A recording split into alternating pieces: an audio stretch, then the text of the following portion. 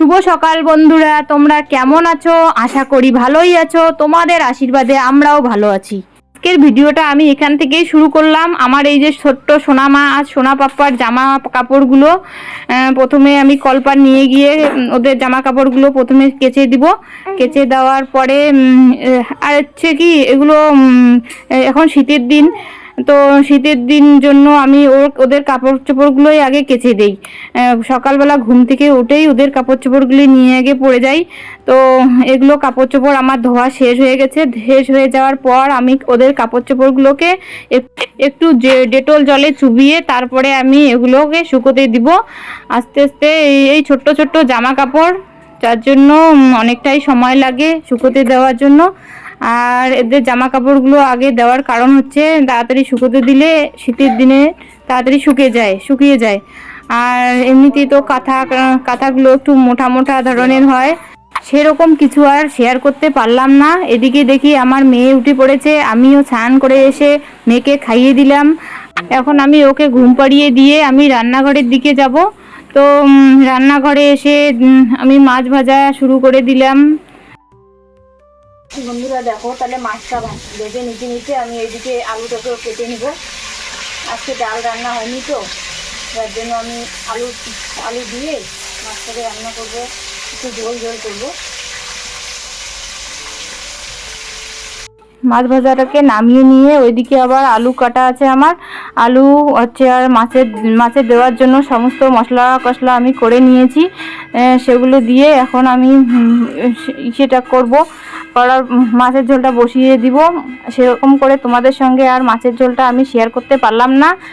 আর হচ্ছে মা যেহেতু মাছ খায় না, তার জন্য মায়ের জন্য একটা ডিম অমলেট করে নিলাম।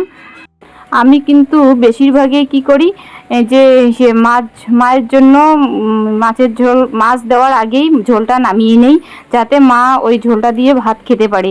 মাছ দিলে তো একদম খেতে পারে না, গন্ধ হয়। মা নাকি ছোটবেলায় মাছ খেত, কিন্তু এখন আর একদমই মাছের গন্ধ সহ্য করতে পারে না।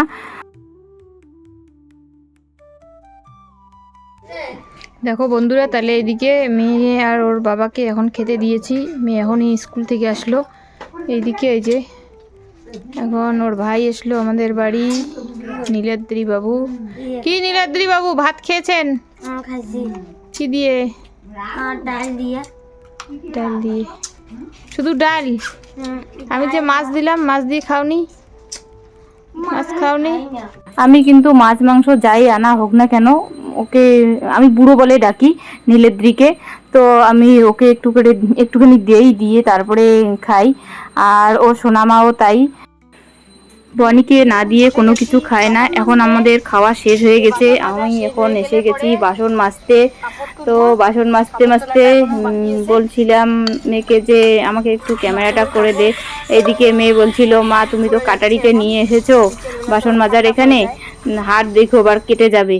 তো এইভাবে আমি সমস্ত বাসন মেজে নিলাম। মেজে নেওয়ার পরে সে বাসনগুলো ধুয়ে নিচ্ছি। নিয়ে গিয়ে আমি ঘরে যেতে না যেতেই দেখি আমাদের ঘরে আর 2 পিস মাছ ছিল, ছোট্ট ছোট্ট। সেই মাছগুলোকে বিড়েলে খেয়ে নিচ্ছে। তো বিকেল হয়ে গিয়েছে, সমস্ত জামা কাপড় তোলা হয়নি। আমি আবার ছেলেকে ওর বাবাকে একটুখানি দিয়ে আমি সমস্ত জামা কাপড় তুলে রাখলাম। কি বাজার আনলে দেখি? বনির বাবা ব্যাগ ভর্তি কি জিনিস নিয়ে এলো। আমুল দুধ। কি আনছো? দাঁড়া চিনি, চা পাতা। দাঁড়া। এই দেখো বন্ধুরা, বনির বাবা আমাদের সোনামোনার জন্য এই যে ওদের খাবার এনেছে। আর হচ্ছে কালকে যে পিঠে পুলি আছে তার জন্য গুড় এনেছে। কেন 2 ধরনের গুড়? 1 ধরনের গুড়, 1.5 কেজি। এই যে দেখো পিঠে খাওয়ার তেল, তারপরে এই যে চা পাতা, ডাল, আর হচ্ছে দুধ কুলির জন্য যে আমুল গোল্ড, আর হচ্ছে চিনি। আর তুমি এটা কি এনেছো? আনতে বলছিলাম ছোলা, আর তুমি আনছো এটা সময় লাগে সিদ্ধ হইতে। এই যে ছবি তুল। আমার 2টা পুচকি ঘুমিয়ে পড়েছে এখন। ওদেরকে অনেক কষ্টে ঘুম পাড়িয়ে এখন আমরা এই যে সন্ধ্যাবেলা চা নিয়ে এখন বসলাম। আর এখন আমাদের বাড়িতে এই যে দীপিকা আসছে, এই যে বন্ধুরা তোমাদের দাদা ভাই, ও চা খেয়ে নিয়েছে আগে, মানে আমি আস্তে আস্তে ও চাটা খেয়ে নিল। এখন এই যে দীপিকা আর আমি দুজন মিলে খাবো। আর আমার মেয়ে টিউশন থেকে মাত্র আসলো।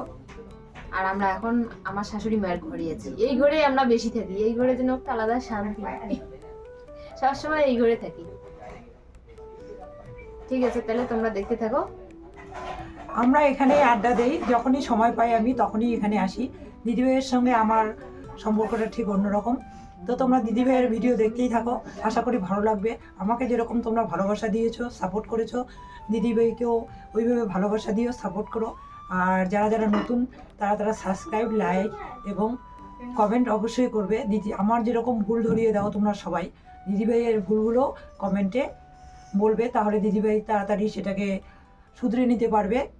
তো দেখতে থাকো, আমরা এখন চা খাই, চা খাওয়ার পরে আমি বাড়ি চলে যাব। এদিকে সন্ধ্যাবেলা আমরা চা খেতে বসে পড়েছি। আমি, দীপিকা আর বনির বাবা মানে তোমাদের দাদা ভাই। দীপিকা আর ওর দাদা ভাই যদি একসঙ্গে চা খেতে বসে কিংবা অন্য সময় বসে, এদের গল্প তো শেষ নেই। এইদিকে দেখো চা খেতে খেতে আমি চা খাওয়া শেষ হতে না হতে এদিকে বসে পড়লাম কাপড় ভাঁজ করতে। তো বুঝতেই পারছো বন্ধুরা যে আমার ছোট বাচ্চার জন্য কতগুলো ব্ল্যাঙ্কেট ছোট ছোট আর ওদের কতগুলা কাঁথা কম্বল এগুলো আমার ভাঁজ করতে লাগে। আমার এই কাপড় চোপড় ভাঁজ করা আর এই কাপড় ধোয়া সারাদিনে চলতেই থাকে। তো একটু একটু করে এরা হিসুপটি করে দেয় আর আমার কাপড় ধোয়ার কোনো শেষ থাকে না। তো এখন আমি ভাঁজ করতেই আছি এদের কাপড়গুলো। তো ভাঁজ করতে করতে এদিকে আবার মেয়ে টিউশন থেকে চলে এসেছে। ও চলে এসে ওইদিকে ওর ঠাম্মির কাছ থেকে টিফিন নিয়ে বসে পড়েছে। তো ওর ঠাম্মি ওকে খেতে দিয়েছিল দুধ আর হচ্ছে মুড়ি, ও তাই খাচ্ছিল। আর আমার এদিকে কাপড় ভাঁজ করা চলছিল। তো কাপড় ভাঁজ করতে না করতে এইদিকে আবার সোনা পাপাটা আমার উঠে পড়েছে।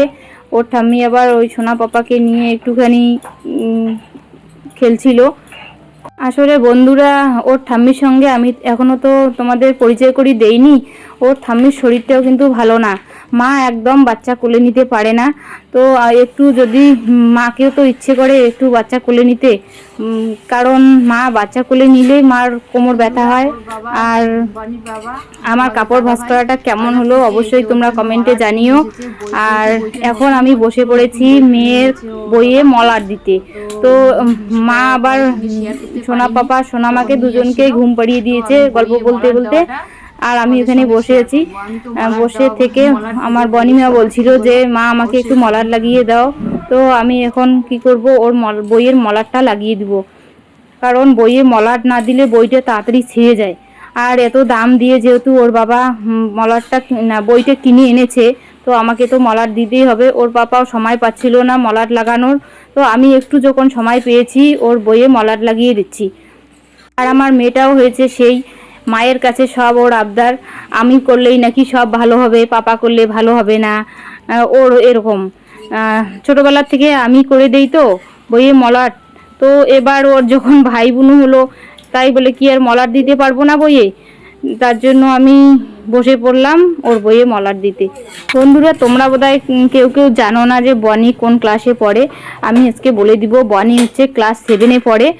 আর ও মানে যখন ও শিশু স্কুলে ছিল, আমাদের প্রাইভেট স্কুলে, ও কিন্তু ফার্স্ট পজিশনে ছিল। তারপরে ও ক্লাস 2 থেকে ক্লাস 4 থেকে ওর পজিশনটা একটু পিছিয়ে যায়, ও সেকেন্ড পজিশনে থাকে। তো সেকেন্ড পজিশন ছিলই ওর। তারপরে হাই স্কুলে এখন ভর্তি হয়ে গেছে। ভর্তি হয়ে যাওয়ার পরে ওর এখন ক্লাস 6-এ ও ভালো রেজাল্ট করতে পারেনি। কারণ হচ্ছে আমি মেয়ের পরীক্ষার সময়, আমার বনি মেয়ের পরীক্ষার সময় আমার বেবি দুটো হয়, আমার মিবান মিথি। তো ওদের আমি তো আর এই বাড়িতে বেশি দিন ছিলাম না। বেবি হওয়ার পরে আমি বাপের বাড়িতে ছিলাম 2 মাস। তো তখনই ওর পরীক্ষাটা হয়ে যায়। আমি সেরকম করে কেয়ার করতে পারিনি ওকে। ও আপ্রাণ চেষ্টা করেছিল ভালো রেজাল্ট করতে, কিন্তু ও ভালো রেজাল্ট যে করেনি আমি বলবো না, ও ভালো রেজাল্ট করেছে, কিন্তু ওর নিজের চেষ্টায় ভালো রেজাল্ট করেছে। আমার এখানে কোনো ইয়ে ছিল না, আমি থাকলে হয়তো আরও ভালো রেজাল্ট করতো, কারণ আমি সব সময় ওর কেয়ার নিতাম, সব সময় সব কিছুতে। আর এখন ওর ঠাম্মি ছিল, ঠাম্মি যথেষ্ট কেয়ার করেছিল। আর তার মধ্যে ওর সোনামা ছিল, ওর কাকাই ছিল, সবাই মিলে ওকে একটু হেল্প করেছে। তবুও কিন্তু ও থার্ড পজিশনে গিয়েছে বন্ধুরা। আমি ভাবতেই পারিনি যে ও থার্ড পজিশনে যাবে এবার, কিন্তু ও দুটো এ আর বি সেকশন মিলেই কিন্তু থার্ড হয়েছে। বন্ধুরা, আমি এই বাড়িতে থাকতাম। এই বাড়িতে যেহেতু মা অসুস্থ ছিল, এদের জন্মের সময় মা অনেকটাই অসুস্থ ছিল, যার জন্য আমার আর এই বাড়িতে থাকা হয়নি। আমার ওই বাড়িতে যেহেতু মা আছে, বাবা আছে, আমার কাকু আছে, কাকিমা আছে, এরা সবাই আমার বেবি দুটোকে একটু করে নিয়েছিল। আর ও বাড়িতে মা টাইম মতো আমাকে খাবার দাবার সব কিছু করে দিয়েছিল। মানে আমার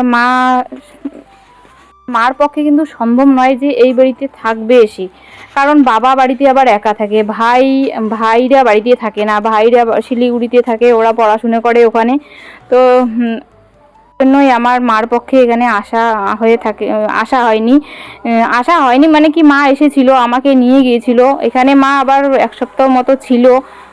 তারপরে আমি বাধ্য হলাম মেয়েকে ছেড়ে ওই বাড়িতে যেতে, কারণ আমারও মন চাইছিল না, মেয়ের পরীক্ষার সময় এসে গেছে, আমি এবার ওকে ছেড়ে যাব। আমার কিছুতেই মন চাইছিল না যে ওই বাড়িতে যাব। তবুও আমাকে ওই বাড়ি যেতেই হলো, কারণ আমাকে তো এখানে টাইম মতো মা কিছু করে দিতে হবে, মানে করে দিতে পারবে কিন্তু সময় লাগবে। আমাকে আবার আমি তখন অসুস্থ ছিলাম, আমার অনেক কিছু দরকার ছিল, জল তোলা থেকে সব কিছুই। বয়স্ক মানুষ কিন্তু এত কিছু নিতে পারে না। আমার মার থেকে আমার শাশুড়ি মার বয়সটা কিন্তু অনেকটাই বেশি, যার জন্য মা আমাকে বাড়িতে নিয়ে গিয়েছিল। পরে আমার মনে হচ্ছে আমি ওই বাড়িতে গিয়ে বোধহয় ভালোই করেছিলাম, কারণ আমি দেখছি এগুলোকে নিয়েই বেশি থাকে। তো দেখো বন্ধুরা, এই যে আমার মানে এই দেখতে দেখতে এই কয়টা মলার লাগানো হয়ে গেল, 1 2 3 4 5 6, এই 6টাতে আমি লাগিয়ে দিয়েছি। তো এখন বাকি থাকলো 1 2 3 4 5। এইদিকে কিন্তু মলার লাগাতে লাগাতে আবার ওইদিকে ওর ভাই বোন উঠে গেছে। ও কি করেছে, পড়াশুনো বাদ দিয়ে ভাই বোনের কাছে গিয়ে কথা বলতেছে। আর আমার এদিকে মলার লাগানো প্রায় শেষের দিকে। চেষ্টা করবো শেয়ার করতে। তো আমি আর ভিডিওটাকে আর বেশি টানবো না। তোমরা সকলেই ভালো থেকো, সুস্থ থেকো, আর ভিডিওটাকে লাইক, কমেন্ট, সাবস্ক্রাইব করে দিও।